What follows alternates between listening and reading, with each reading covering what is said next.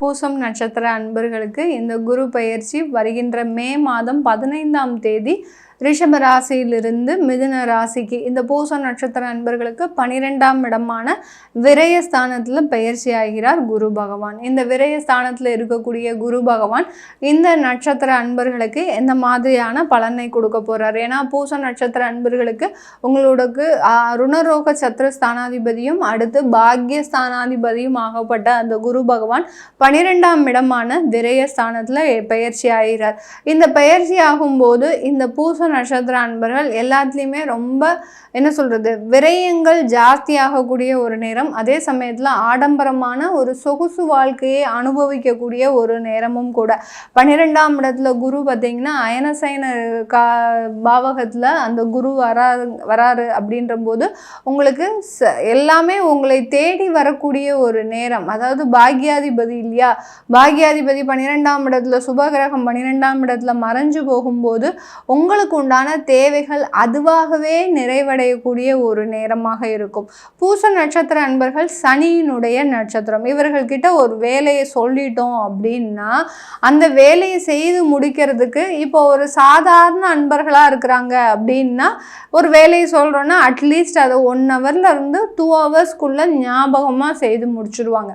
ஆனால் இந்த பூச நட்சத்திர அன்பர்கள்கிட்ட ஒரு வேலையை சொன்னோம் அப்படின்னா வீட்டில் இருக்கக்கூடிய வேலையை தான் நான் இப்போ சொல்லிட்டு இருக்கிறேன். வேலையை சொன்னோம் அப்படின்னா அந்த வேலையை செய்யறதுக்கு கிட்டத்தட்ட ஒரு 4 மணி நேரத்துலேருந்து 6 மணி நேரம் எடுப்பாங்க.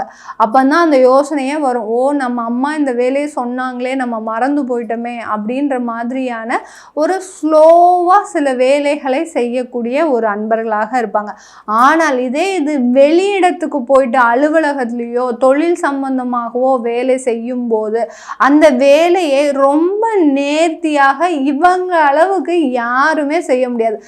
கச்சிதமாக இந்த வேலை இவங்க தான் செஞ்சுருக்காங்க அப்படின்றத நம்மளால் உறுதியாக சொல்ல முடியும். அந்த அளவிற்கு ரொம்ப நீட்டாக ப்ரெசன்டேஷன் அழகாக எப்படி இருக்கணுமோ அந்த அளவுக்கு வெளியிடத்தில் மிகவும் அருமையாக பணிபுரிபவர்கள் இந்த பூச நட்சத்திர அன்பர்கள். அதற்குண்டான அங்கீகாரம் வெளியிடத்தில் கிடைக்குதா அப்படின்னு கேட்டிங்கன்னா கிடைக்கவே கிடைக்காது. இந்த பூச நட்சத்திர அன்பர்களுக்கு எங்கே போனாலுமே அங்கீகாரம் கிடைக்காது. வீட்டில் வேலை செஞ்சாலும் அங்கீகாரம் கிடைக்காது, வெளியில் ஒரு நாயா பேயா வேலை செஞ்சாலும் அங்கீகாரம் கிடைக்காது. அடுத்து குழந்தைகள்கிட்டையும் கொஞ்சம் அவப்பெயர் அசிங்கப்படுறது, பெரியவங்க ஆனப்புறம் தன்னுடைய பெற்றெடுத்த குழந்தைகளே பெரியவங்கள ஆனதுக்கப்புறம் இவங்களை பார்த்து ரொம்ப கேவலமாக பேசுறது, இந்த மாதிரிலாம் இருக்கக்கூடிய ஒரு ஸ்டேஜ் வந்துடும். அடுத்து பார்த்திங்கன்னா தன்னை பெற்றெடுத்த பெற்றோர்களை பார்த்திங்கன்னா ரொம்ப அவமானப்படுத்தி அசிங்கப்படுத்தி பேசக்கூடிய ஒரு அன்பர்களாக, இந்த மாதிரி எல்லாரிடமும் எல்லா உறவு முறைகள்கிட்டையும் அதிகமான ஒரு அவமானத்தை சந்திப்பவர்கள் இந்த பூச நட்சத்திர அன்பர்கள் தான். ஏன் அந்த சனியினுடைய நட்சத்திரம் அசிங்கம், அவமானம், பிரச்சனைகள், தோல்விகள், இந்த மாதிரியாக அடுக்கடுக்காக இவர்களுடைய வாழ்க்கையில் அந்த பிரச்சனைகள் உருவெடுத்து வந்துக்கிட்டே இருக்கும். அதையும் சமாளித்து அந்த வாயில் அந்த புன்னகையோட எப்போதுமே பார்த்திங்கன்னா இந்த பூச நட்சத்திர அன்பர்கள் ஒரு சிரிசிரிப்போட ஒரு கலகலப்போடு இருக்கக்கூடியவர்கள். ஏன்னா அந்த இருக்கக்கூடிய ராசி அப்படி கடகராசினாலே சந்திரனுக்கு அதிபதி. அப்படி இருக்கும்போது எப்படி எவ்வளோ ஒரு துயரங்கள் வந்தாலும் அந்த தாய்க்கு நிகராக அந்த அன்பர்கள் தன்னுடைய பாசத்தை வெளிக்காட்டக்கூடியவர்கள். தனக்கு நீங்கள் என்னன்னாலும் பண்ணிக்கோங்க, நீங்கள் என்னை எவ்வளோ நாளும் அவமானப்படுத்திக்கோங்க, அசிங்கப்படுத்திக்கோங்க, அதை பற்றி நான் கவலையே பட மாட்டேன். நீங்கள் எத்தனை வாட்டி என்னை பார்க்க வந்தாலும் நான் ஒரு புன்முறுவலோடு தான் இருப்பேன் அப்படின்ற அளவுக்கு அந்த நேசம்ன்றது இவங்களுக்கு ரொம்ப அதிகமாக இருக்கும். அதனாலேயே வாழ்க்கையில் அதிகமான ஒரு தோல்விகளையும் சந்திப்பவர்கள். அஷ்டம சனி முடிஞ்சாச்சு. முடிகிற தருவாயில் இந்த குரு பகவானின் பெயர்ச்சி இவங்களுக்கு ஒரு சாதகமாக இருக்குமா அப்படின்னு கேட்டிங்கன்னா கொஞ்சம் உங்களுக்கு உண்டான சில தொந்தரவுகள் கண்டிப்பாக குறையாமலாம் இருக்காது. ஏன்னா உங்களுடைய அந்த குரு பகவான் 12ஆம் இடத்துலேருந்து உங்களுடைய 4ஆம் இடத்தை பார்வையிடுகிறார். அதே பார்த்திங்கன்னா நான் தான் சொன்னேன் இல்லையா, அயன சயன ஸ்தானத்தில் இருக்கிறதுனால உங்களுக்கு உண்டான தேவைகள் உங்களை தேடி வருவதற்குண்டான ஒரு நேரம். என்ன கவலைகள் இருந்தாலும் அதை மறந்து கூட உங்களுக்கு தூக்கம் வரக்கூடிய ஒரு டைம் தான். அந்த அளவிற்கு சில பிரச்சனைகள் எல்லாம் மறந்து கொஞ்சம் ரிலாக்ஸாக இருக்கக்கூடிய ஒரு டைமாக தான் இருக்க போகுது இந்த பூச நட்சத்திர அன்பர்களுக்கு. அந்த சுகஸ்தானத்தையும் அவர் பார்க்கறதுனால கண்டிப்பாக வீடு வாங்கக்கூடிய ஒரு யோகம் இந்த நட்சத்திர அன்பர்களுக்கு இந்த காலகட்டத்தில் இருக்கு. வீடு வாங்குறீங்களோ இல்லையோ அதற்காக சில செலவுகள் கூட செய்யறதுக்கு தயாராகக்கூடிய ஒரு நேரம். ஒரு வருஷத்துல நம்ம இப்போ சொல்றோம் வீடு வாங்கக்கூடிய யோகம் இருக்கு அப்படின்னு சொல்றோம். சில பேர்லாம் பார்த்தீங்கன்னா இப்போதான் அதற்குண்டான ஒரு முயற்சிகளை எடுப்பீங்க. நமக்குன்னு ஒரு வீடு கட்டலாம் அப்படின்ற மாதிரியான சில முயற்சிகள்லாம் எடுப்பீங்க. அதனால அந்த மாதிரியான சின்ன சின்ன முயற்சிகள் கூட எடுக்கிறதுக்கு உண்டான ஒரு நேரமாக தான் இருக்கும்.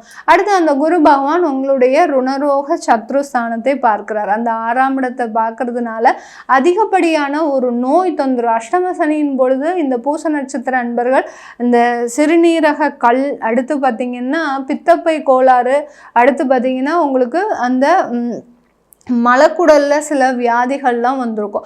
அது எல்லாமே தீர்வுக்கு வரக்கூடிய ஒரு நேரம். அந்த 12ஆம் இடத்துல இருந்து குரு பகவான் 6ஆம் இடத்தை பார்க்கறதுனால அந்த வியாதியினுடைய தீவிரம் படிப்படியாக குறைஞ்சு அதனால செலவுகளும் அதிகரிக்கக்கூடிய ஒரு நேரம். மருத்துவ ஆலோசனை பெறும்போது அந்த இடத்துல ஏதாவது ஒரு செலவு அதிகமாக பண்ணினீங்கன்னா கண்டிப்பாக அந்த வியாதியினுடைய தொந்தரவுகள் தீர்வதற்குண்டான ஒரு நேரமாக இருக்கும். கொஞ்சம் கடன் வாங்கி சில விஷயங்கள்லாம் நீங்கள் முயற்சி செய்யக்கூடிய ஒரு டைமாக இருக்கும். இப்போ புதுசாகவே ஒரு தொழில் செய்யணும் ஆசைப்படுறீங்க, இல்லை ஒரு சின்னதாக ஒரு கடை வைக்கணும்னு ஆசைப்படுறீங்க, இல்லை சின்னதாக ஒரு இரும்பு கடை, பழைய பொருட்கள் வியாபாரம் கடை, இந்த மாதிரிலாம் ஏதாவது செய்யணும்னு ஆசைப்பட்டீங்கன்னா கண்டிப்பாக அதற்கு ஒரு சின்ன சின்ன கடன்கள் வாங்கக்கூடிய ஒரு நேரம். இந்த கடன் வாங்குறதுனால எனக்கு ஏதாவது பிரச்சனைகள் வருமா அப்படின்னு கேட்டிங்கன்னா கண்டிப்பாக வரவே வராது. பூச நட்சத்திர அன்பர்கள் அந்த கடன் இருந்துச்சுன்னா உங்களுக்கு வியாதியினுடைய தீவிரம் கொஞ்சம் கம்மியாயிடும். இல்லை வியாதி இல்லாமல் இருக்கு, எனக்கு கடனும் இல்லாமல் இருக்குன்னா கண்டிப்பாக இந்த காலகட்டத்தில் இது ரெண்டுல ஏதாவது ஒன்று வரக்கூடிய ஒரு டைமாக இருக்கும். அடுத்து பார்த்தீங்கன்னா உங்களுடைய 8ஆம் இடத்தையும் அந்த குரு பகவான் பார்வையிடுகிறார் இந்த பூச நட்சத்திர அன்பர்களுக்கு. அதனால வெளிநாட்டு யோகங்கள், வெளிநாட்டுக்கு முயற்சி செய்தீங்கன்னா கண்டிப்பாக வெளிநாட்டுக்கு போகிறதுக்கு உண்டான ஒரு யோகமான ஒரு நாட்களாக இருக்கும். கணவன் மனைவி பிரச்சனை அந்த வெளிநாட்டுக்கு போகிறது மூலமாக அது குறைவதற்குண்டான ஒரு நேரமாக இருக்கும். 8ஆம் இடத்தை பார்க்கும்போது அதிகப்படியான ஒரு பிரச்சனைகள் குடும்பம் சம்பந்தமாக ஏற்படுவதற்கு வாய்ப்புகள் அதிகமாக இருக்கு. அதனால இந்த பூச நட்சத்திர அன்பர்கள் வெளிநாட்டு போறதுனாலயோ இல்லை குடும்பத்தை விட்டு நீங்க மட்டும் தனியாக வேலைக்கு போறதுனாலயோ அதன் மூலமாக வரக்கூடிய தொந்தரவுகள் குறைவதற்குண்டான ஒரு நேரமாக தான் இருக்க போகுது இந்த பூச நட்சத்திர அன்பர்களுக்கு. அடுத்து இந்த பூச நட்சத்திர அன்பர்களுக்கு இந்த காலகட்டத்தில் குழந்தை பேரு கிடைக்குமா? நிறைய அன்பர்கள் கேட்கக்கூடிய கேள்வி. ஏன்னா குரு பகவான் பெயர்ச்சி ஆகிறாரு அப்படின்னாலே எல்லாருமே ஒரு நினைக்கக்கூடிய 2 விஷயங்கள் என்னன்னா திருமண தடை அகலணும், அடுத்து பார்த்தீங்கன்னா திருமண முயற்சிகளில் நல்ல வெற்றியை கொடுக்கணும், அடுத்து குழந்தை பேர் அமையணும். இது 3ம் இல்லாத ஒரு குரு பெயர்ச்சியே யாருக்குமே நினைவுக்கே வராது. அதனால இந்த பூச நட்சத்திர அன்பர்களுக்கு அந்த குரு பெயர்ச்சி திருமண தடையை அகற்றுமா அப்படின்னு கேட்டிங்கன்னா திருமண தடைகள் இருக்கிறவங்களுக்கு கண்டிப்பாக நீங்கள் உங்கள் ஜாதகத்தை பார்க்கணும். ஏன்னா ஏற்கனவே 2 வருஷத்துக்கு மேலாக திருமணம் தடையாய் போச்சு, இல்லை நாங்கள் இப்போதான் முயற்சி செய்கிறோம், ஒரு 6 மாசமா முயற்சி செய்கிறோம், எங்களுக்கு நடக்கவே மாட்டேங்குது அப்படின்னு நினைக்கிறவங்க தாராளமாக முயற்சி செய்யலாம். அதில் வாய்ப்புகள் இருக்குது உங்களுக்கு. இல்லை எங்களுக்கு 2-3 வருஷமாகவே தடையாக இருக்குன்னா கண்டிப்பாக சுயஜாதகத்தை பார்க்காம நீங்கள் இந்த குரு பயிற்சியின் மூலமாக எந்த விதமான ஒரு நிவர்த்திக்கும் வர முடியாது. அடுத்து குழந்தை பேர், சில மருத்துவ செலவுகள் மூலமாக குழந்தை பேர் உண்டாகுவதற்குண்டான ஒரு நேரமாக இருக்கும். குழந்தை பாக்கியம், சில பேருக்கு பார்த்தீங்கன்னா குழந்தை பேர் அமைப்பே இருக்காது. உங்களுக்கு உண்டான அந்த பூர்வ புண்ணிய ஸ்தானாதிபதி குழந்தை பாக்கியத்தை கொடுக்கக்கூடிய அந்த கிரகம் 8ஆம் இடத்துல போய் உட்காந்துக்கலாம். அப்படி இருக்கும்போது உங்களுக்கு தேவையில்லாத அந்த மருத்துவ செலவுகள் மூலமாக தான் அந்த குழந்தை பாக்கியம் கிடைப்பதற்குண்டான ஒரு நேரமாக இருக்கும். அதனால இந்த மாதிரியாக இருக்கக்கூடிய அன்பர்களுக்கு கண்டிப்பா மருத்துவ செலவுன்றது இந்த காலகட்டம் இந்த பூச நட்சத்திர அன்பர்களுக்கு இருக்கு. யாருக்காவது வயதானவர்களா இருக்கிறீங்க அப்படின்னா இந்த காலகட்டம் கொஞ்சம் அந்த உடல் நலனில் கொஞ்சம் பலவீனங்கள் ஏற்படலாம். பட் அங்கே நிவர்த்தின்றது உங்களுக்கு இருக்குது. ஏன்னா 4ஆம் இடத்தை பார்க்கறதுனால நிவர்த்தின்றது இருக்குது. பயப்படுற அளவுக்கு எந்த ஒரு பிரச்சனைகளும் வராது இந்த பூச நட்சத்திர அன்பர்களுக்கு. இது எல்லாமே நம்ம கோச்சார நிலவரப்படி உங்களுக்கு குரு பயிற்சி பலன்களை இந்த நட்சத்திர அன்பர்களுக்கு சொல்லியிருக்கிறோம். நீங்கள் பூச நட்சத்திர அன்பர்களாக இருக்கிறீங்கன்னா உங்களுக்கு குரு பலமாக இருக்காரா, பலவீனமாக இருக்கிறாரா, ஆட்சி உச்சமாக இருக்கிறாரா அப்படின்னு பார்க்கணும் விருப்பப்படுறவங்க கீழே இருக்கிற நம்பருக்கு வாட்ஸ்அப்பில் அப்பாயின்மெண்ட் வாங்கிக்கிட்டு நீங்கள் என்கிட்ட கன்சல்ட் பண்ணிக்கலாம். உங்களிடமிருந்து விடைபெறுவது உங்கள் ஆஸ்ட்ரோ பூர்ணா. நன்றி, வணக்கம்.